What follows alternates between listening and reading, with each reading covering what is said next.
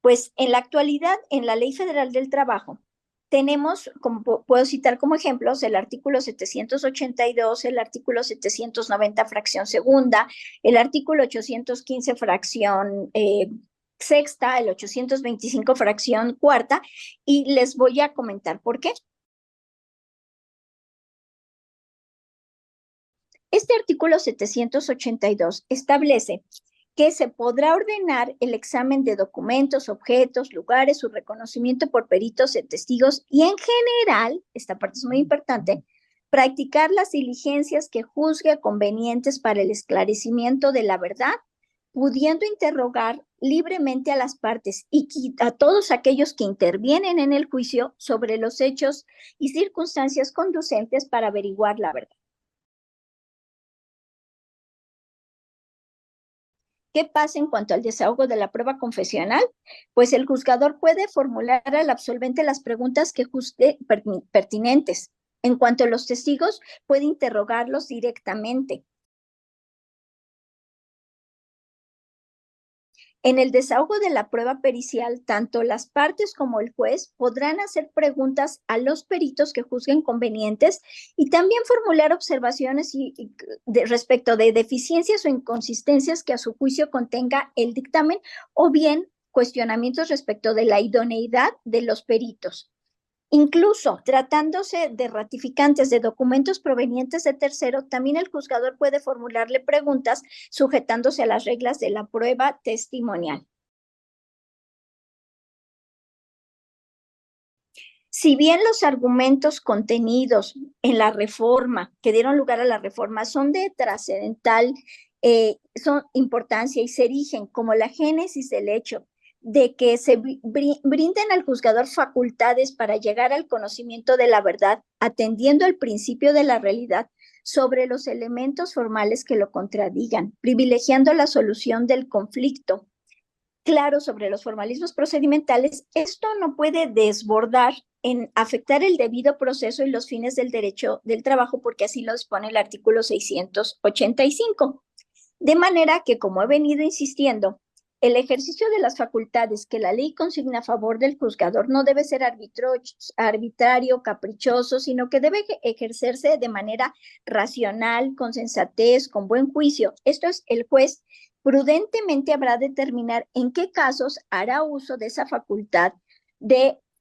llegarse de diligencias convenientes para el esclarecimiento de la verdad, y esto lo considero importante, que no se constituya en una sustitución de alguna de las partes, de modo tal que parezca que está colitigando con alguna de ellas. Incluso los límites que tienen las partes para formular preguntas en la confesional o en la testimonial, que las pruebas sean claras, que tengan relación con la litis, que no se refieran a hechos contestados, esas limitaciones también operan para el juzgador, quien para normar su proceder y no incurrir en un exceso desmedido del ejercicio de esas facultades, no debe ejercerla bajo el argumento de ser un juez proactivo y propiciando con ello una desigualdad entre las partes. También es importante mencionar que en la reforma de 1980, en la exposición de motivos, se señaló que la igualdad de las partes en el proceso era respetada en el articulado propuesto,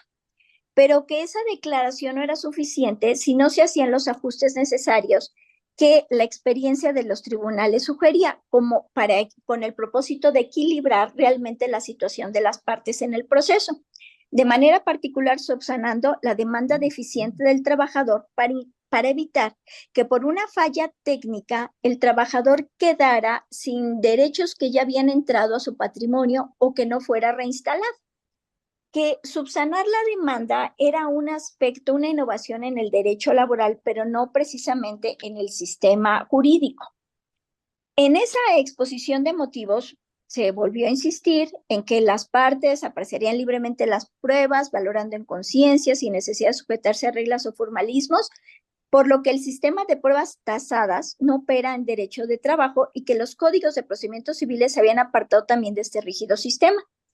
Que ello no significaba que al apreciarse las pruebas no debía razonarse el resultado de la evaluación por el órgano jurisdiccional, sino solamente que al realizar esa operación no estaban obligados a ajustarse a moldes preestablecidos. Que los laudos debían ser claros, precisos, congruentes con la demanda, contestación, litis, hechos probados, dictados a verdad sabida, buena fue apreciando los hechos en conciencia, resolviendo los asuntos de carácter individual, colectivo y los de naturaleza económica. Que la verdad sabida y la apreciación de los hechos eran dos conceptos complementarios que se le relacionaban con la libertad que tenían las juntas, ahora tribunales, para llegarse de todos los elementos que les puedan aproximar al mejor conocimiento de los hechos sin necesidad de sujetarse a formalismos y aceptar rígidamente el valor atribuido previamente a las pruebas desahogadas durante la secuela procesal, por lo que la iniciativa introduce importantes innovaciones en esta área.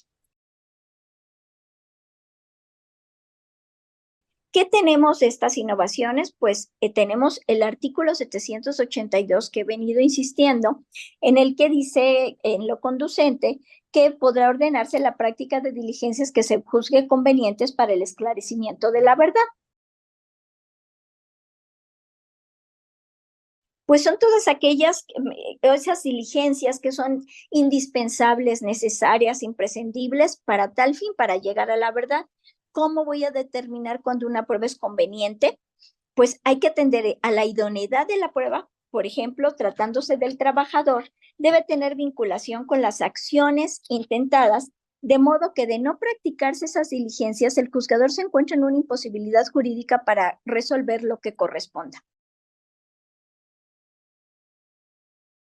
Se han puesto límites a través de diversas jurisprudencias. Entre ellas quiero destacar la jurisprudencia 94 del 2008 de la actual segunda sala de la Suprema Corte de Justicia de la Nación, en la que se expresa que el contenido o la facultad del artículo 782 de la Ley Federal del Trabajo debe ejercerse de manera racional y prudente y que solo deben ordenarse de oficio la práctica de diligencias cuando realmente sean convenientes para el esclarecimiento de la verdad.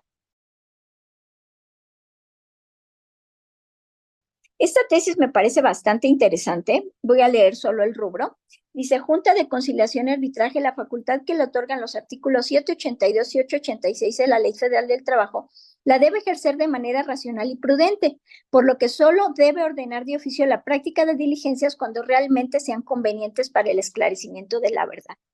En este asunto se hace referencia a que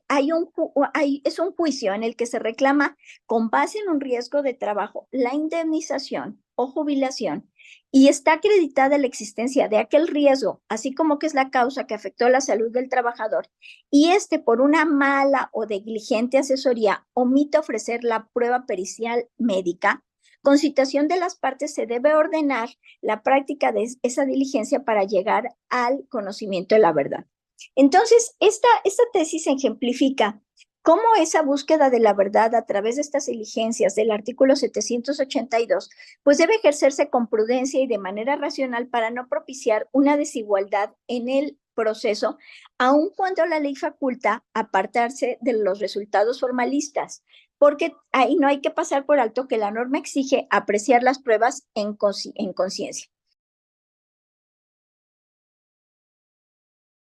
Esto también está ligado, tiene relación con el principio de primacía de la realidad, que no solamente atiende a principios y razones, sino que el juzgador va a resolver con base en inferencias lo que realmente sucede y esas inferencias lógicas le permitirán que llegue a conclusiones que impactan en la cuestión jurídica.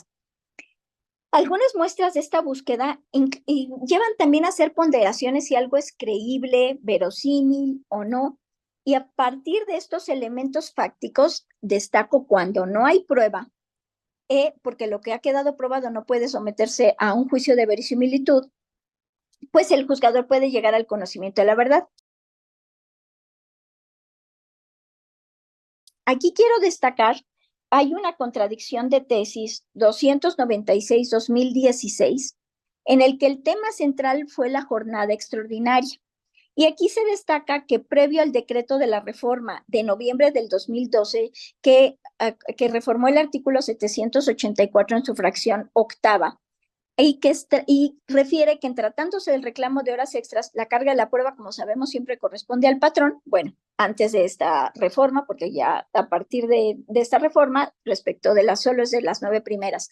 No obstante, podría suceder que tuviera como base circunstancias inverosímiles por aducirse una jornada excesiva, en cuyo caso se permitía a las juntas apartarse el resultado formal y resolver con base en la apreciación de los hechos, atendiendo a la verdad material al momento de valorar las pruebas y a la razonabilidad de la jornada laboral, pero que a partir de la nueva redacción del artículo y fracción, el legislador reconoció como práctica común que en las relaciones de trabajo la jornada ordinaria podría extenderse por circunstancias extraordinarias, pero estableció un límite moderado de 9 horas a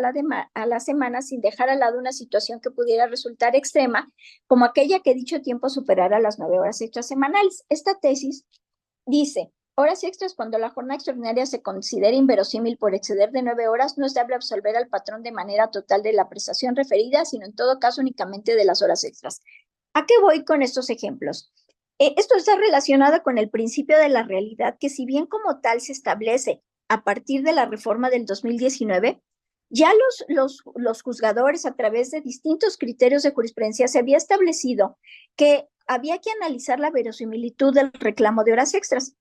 Antes de la reforma del 2012, se analizaba la totalidad de las horas extras reclamadas, fueran 9 o más de 9 a la semana, para determinar si el reclamo era inverosímil o no. A partir de la reforma del 2012, al patrón le corresponde acreditar las 9 primeras y al trabajador las restantes. Y esta tesis que dice: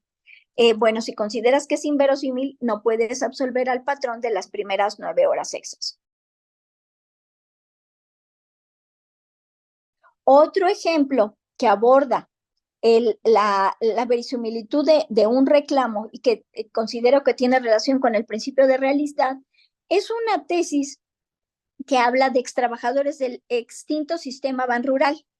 Estos trabajadores reclamaban la rectificación del monto original de su pensión jubilatoria con base en el artículo 53 de las Condiciones Generales de Trabajo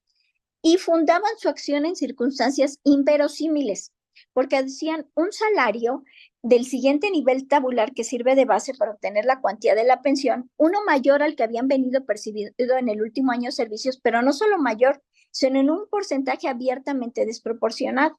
Entonces, en este criterio, que es el pleno de circuito de materia de trabajo del primer circuito, propició que como criterio de jurisprudencia se estableciera que cuando se entablaba una acción de esta naturaleza y la diferencia salarial entre uno y otro resultaba excesivamente cuantiosa, las salas del Tribunal de Conciliación y Arbitraje podían válidamente apartarse del resultado formal y, con base en el artículo 137 de la ley burocrática, resolver con la apreciación en conciencia de los hechos. Así pues, concluyo mi participación con la idea de que el principio de realidad y la verdad material están íntimamente conectados. Ambos buscan acercarse lo más posible a la realidad objetiva de los hechos, por lo que es un imperativo y constituye una exigencia que las resoluciones judiciales que emitan los juzgadores sean producto de esa búsqueda, pues es el contenido de las resoluciones aquello que garantiza la seguridad jurídica de los justiciables en nuestro país. Además, conforme a la normatividad aplicable, las autoridades laborales pueden, como ya lo he repetido, apartarse válidamente del resultado formal y resolver con base en la apreciación en conciencia de los hechos, y en la etapa de valoración de pruebas fallar con apego a la verdad material deducida de la razón, inclusive absolviendo de reclamaciones cuando sean evidentemente desproporcionadas, arbitrio que desde luego puede ejercerse desde el marco legal correspondiente y en estricta observancia de los principios de legalidad y seguridad jurídica. Y con esto concluyo. Aprecio el tiempo y la atención brindada. Espero que el tema de análisis haya sido de su agrado y los conduzca a reflexiones de trascendencia, como fue en mi caso. Muchas gracias.